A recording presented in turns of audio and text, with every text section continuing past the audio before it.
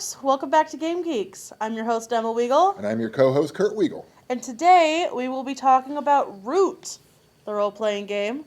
It's actually based on a board game, also called ROOT, but it's called ROOT the board game. Slight difference. I'm glad you can tell the difference. Yes. I actually picked it up at a local comic shop. I saw it and I immediately fell in love with it because you play these little woodland creature vagabonds, vagrants who are just, making your way and fighting through the Civil War. That actually is what the board game is based on. It's a war game, but you get to play with like a little mouse who likes to make potions, or a badger who likes to kill things with his spear. It also runs on Powered by the Apocalypse, which is a very simple and easy to use system that I've really been enjoying lately. And for those of you with kids who want to get kids into it, I would really recommend this. Not other than just being super cute. I remember being a young kid who loved gaming and playing pretend, and I just always wanted to be a little mouse who made potions. Like, who wouldn't want to be the little opossum that lives in a tree that makes cookies and tends their herb garden, So how Winnie the Pooh is this? Because that's kind of what it feels like from your talking. Not entirely. There's actually a ton of history here. Okay. I was reading through it and I was like, I can't cover all of this in a Game Geeks video. Like, there's some really intense, really hard, thought-out lore here with civil wars. You have 4 different main factions. You have the Marquis de Cat.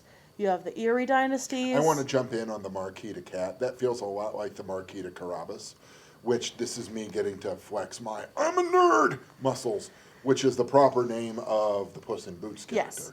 Now I'm going to shut up and let you keep going. It's probably a nod to that. The Erie dynasties. Yes, the Erie dynasties, the Woodland Alliance, and the regular denizens. You can play vagabonds typically, so you could pick which faction you want to join or be a part of. You actually get faction reputation. There are a ton of moves in this. I was sitting here trying to write down all the moves, and I couldn't. There were just a ton of the basic moves.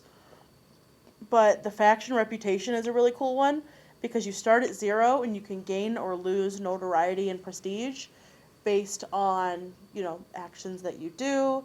And through those, you can ask for help from people or use resources, all of those fun things. There are your main 5 stats, which are charm, cunning, finesse, luck, and might. So, pretty simple stuff, very comparable to Monster of the Week.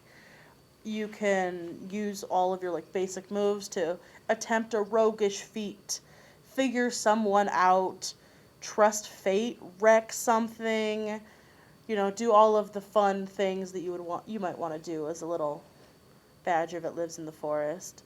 They have tons of really cool, just fun-looking playbook options. You could be an adventurer, an arbiter, you could be a ronin, you could be a ranger, a tinker, a vagrant, and so many other things. And overall, it looks so cute. It looks like it'd be a lot of fun. My group is definitely going to have to play it. And it reminds me a lot of... I'm seeing your group arguing over who gets to be the badass badger. Yeah. Are the playbooks limited? I know in Monster of the Week and some other Powered by the Apocalypse games, if you pick this playbook, you are that playbook in the game. And while you're playing it, no one else can really, you're the divine, and there really shouldn't be another divine in the Monster of the Week game because it horns in on your turf. Is that the case in ROOT? I don't think so, or Okay. at least maybe it's not as hard set. I'd imagine you can have multiple adventurers. That would make sense. Yeah. But this also really reminds me of when we played Mermaid Adventures. My very first role-playing game experience, where I rolled around on the floor as the mermaid who was losing her legs very quickly.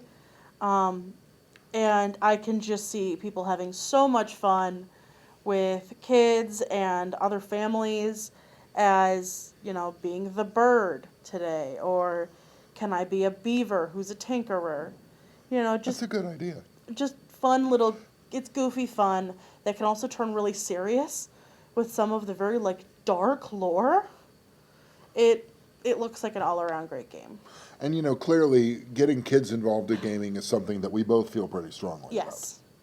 I think it's a great outlet for kids, especially those that are particularly creative.